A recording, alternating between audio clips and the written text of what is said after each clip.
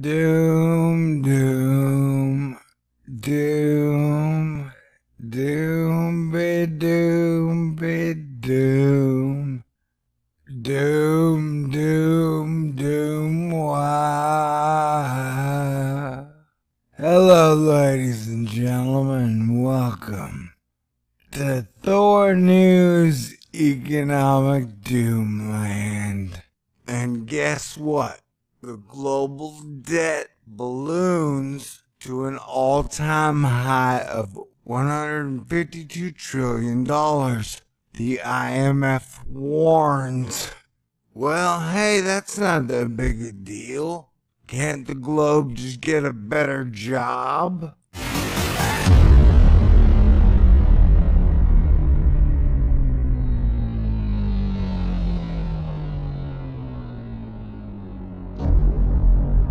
You think your world is safe. It is an illusion. I'm only burning my half.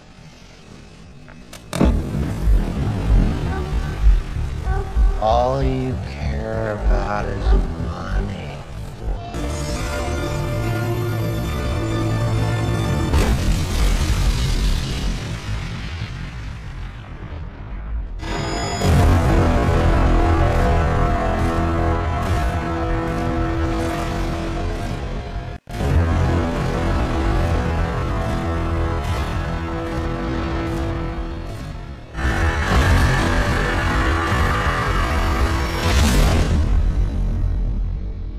So, shall we begin? All it takes. Boom.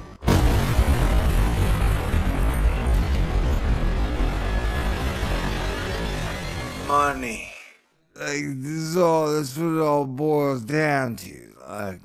As human beings, if we want to survive and stop being a slave for a planet, we gotta come together.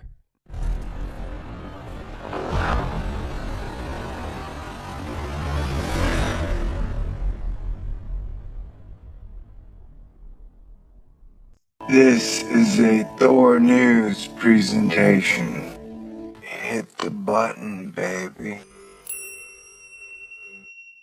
Stay cool. Thor News presents.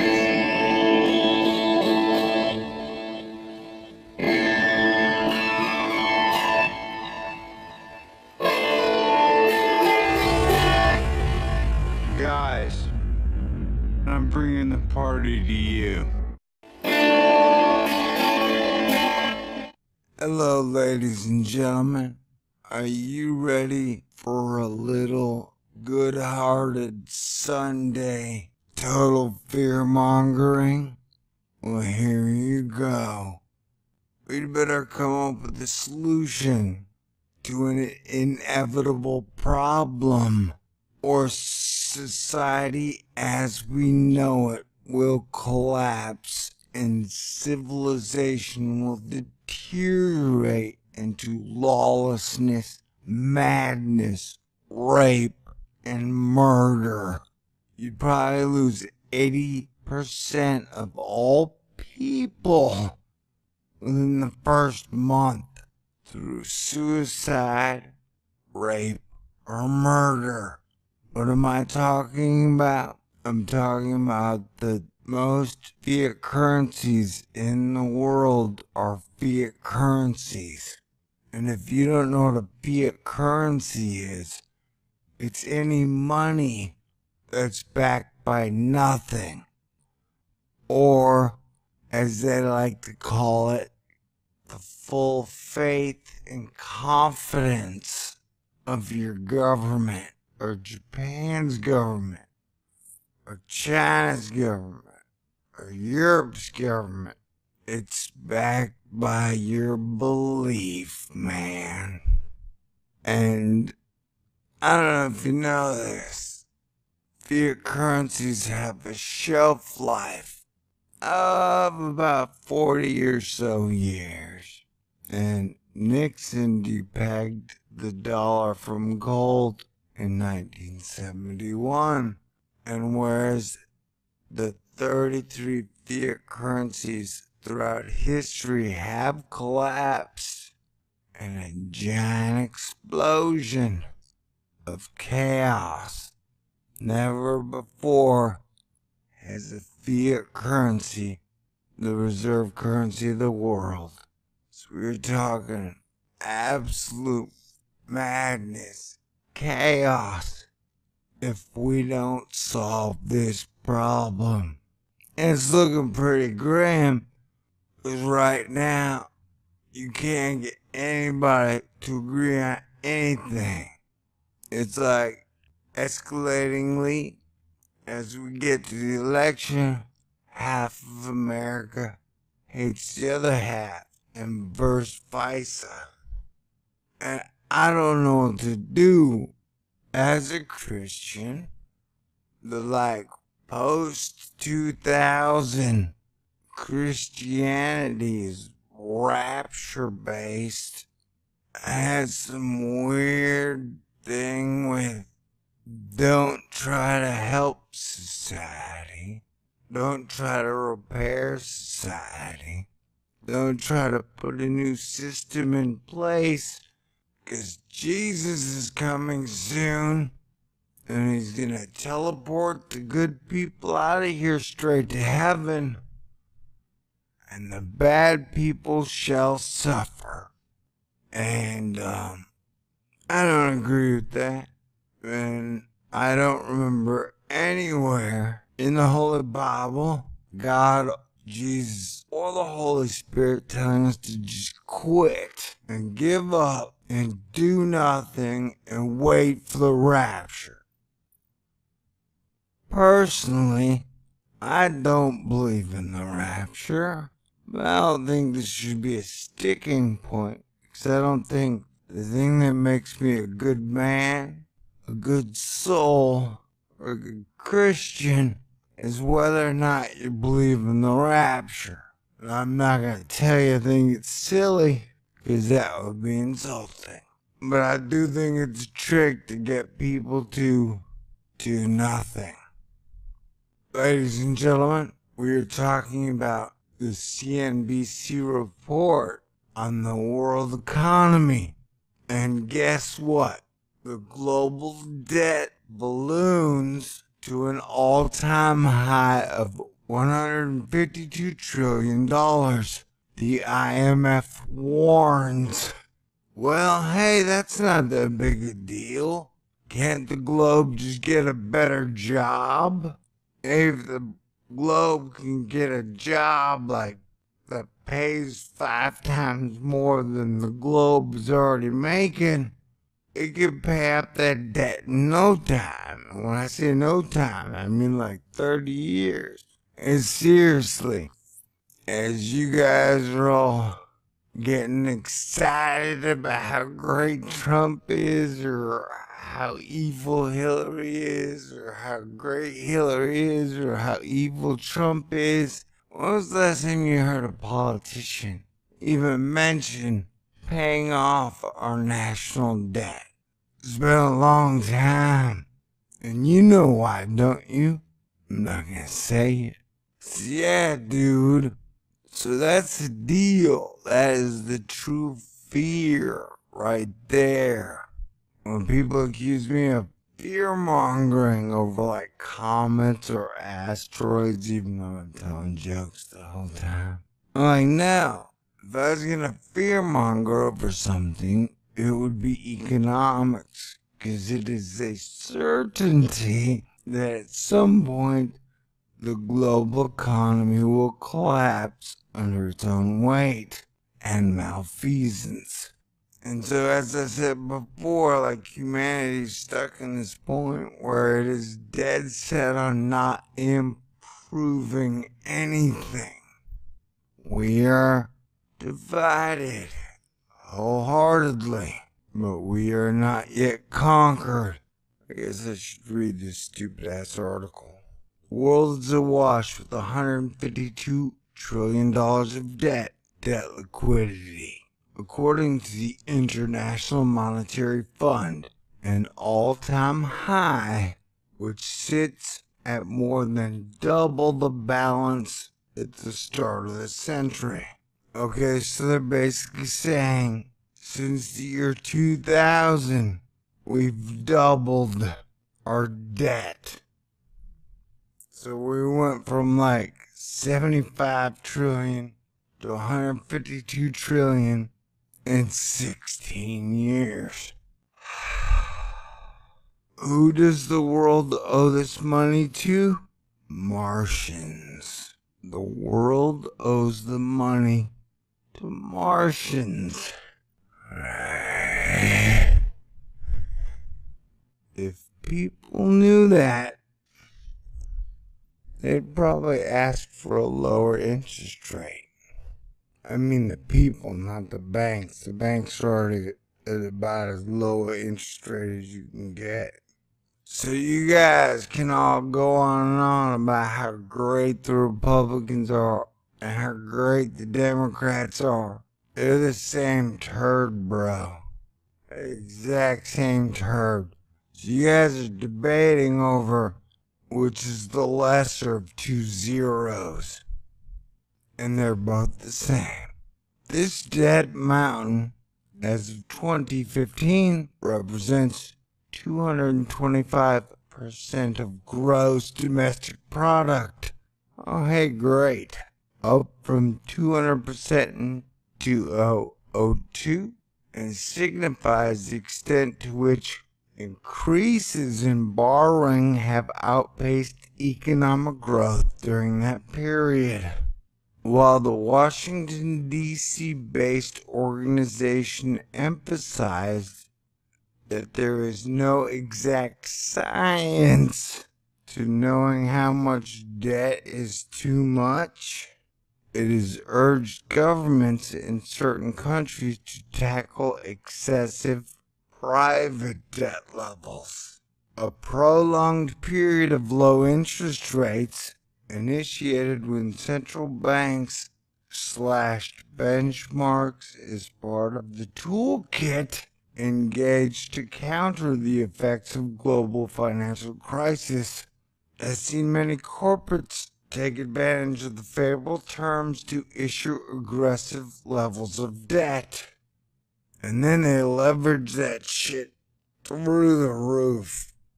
Yet the ongoing low interest rate environment has also made it more challenging to erode outstanding debt balances, which can be more easily repaid in a climate of higher inflation. That sounds like a wonderful plan.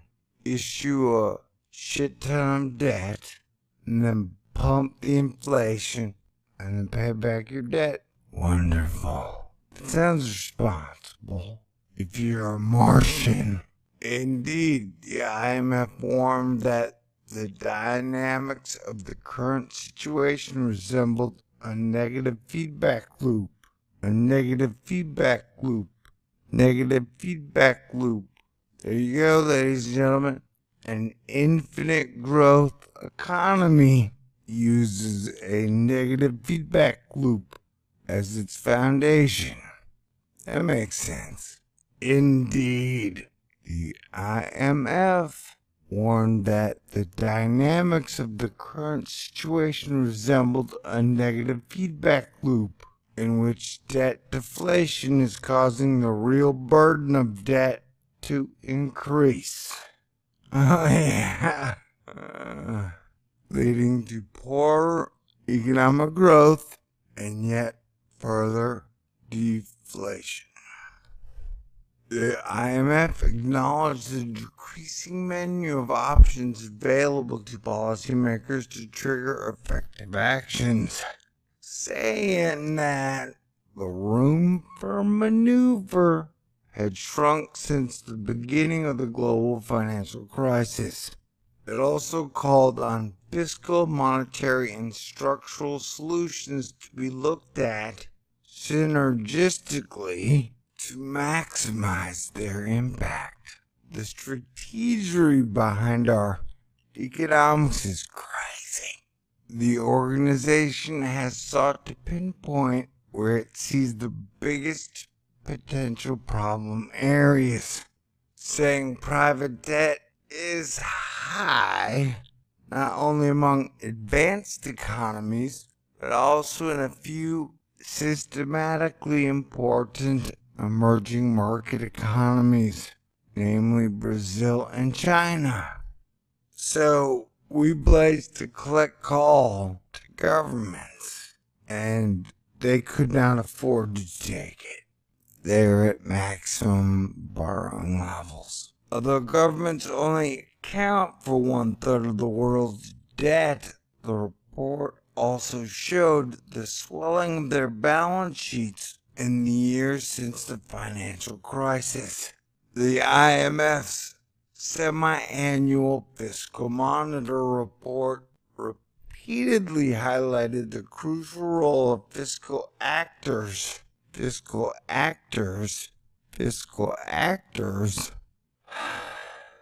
in creating a stabilizing climate in which growth can flourish and debt balances can be safely unwound, thereby reducing the depth and duration of a potential financial recession triggered by too much borrowing.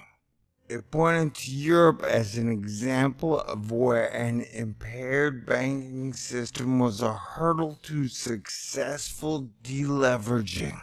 The IMF also signaled out China as a country at risk of a disorderly wind down of a current high corporate debt levels. At this week's meeting with the World Bank in Washington, the IMF is expected to repeat its call for states to step up and play a more supportive role as global consensus continues to grow that monetary policy is reaching its limits of effectiveness. Alright, so there you go, man. We're totally screwed. So I don't know what to do. That's what, modern Christianity, and especially modern media, has pretty much taught people that, the world coming together as one is bad or negative in some way, shape, or fashion. If you try to bring peace and balance to this world, you are the devil. That only the devil would want to bring peace to this world. And can you see the trick in that, man? Can you see the trick in convincing religions that peace is the tool of the devil? And it's Jesus Christ himself who said, "Judge a tree by its fruit." So if we are to bring unity to our planet and unite Earth as one family, that can't be bad. Think of how much energy, resources, lives are wasted on endless perpetual wars that are used to back up fiat currencies.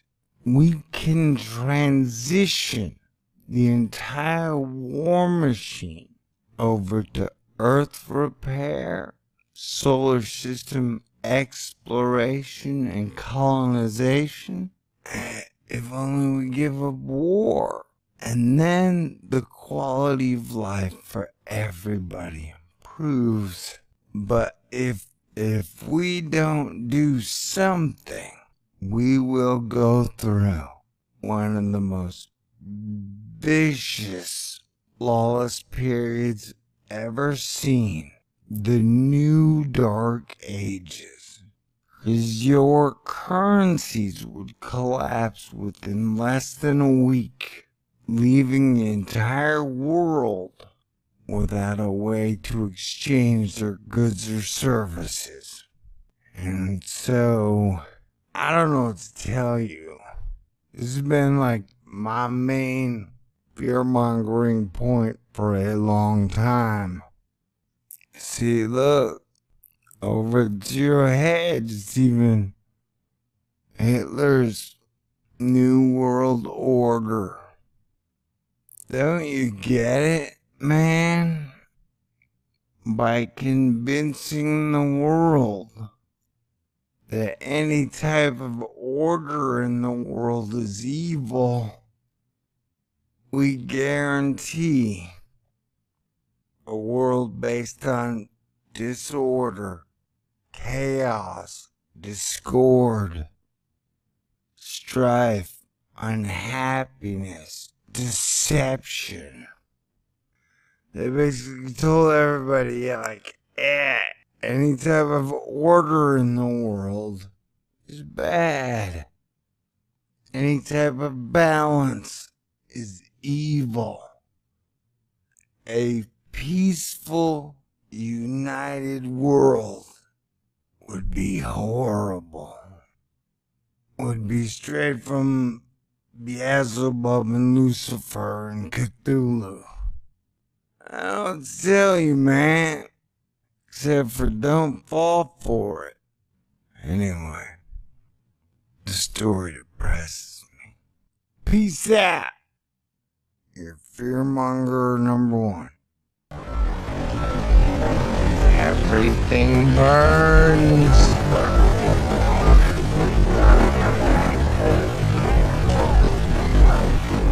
Party dance time. Hello.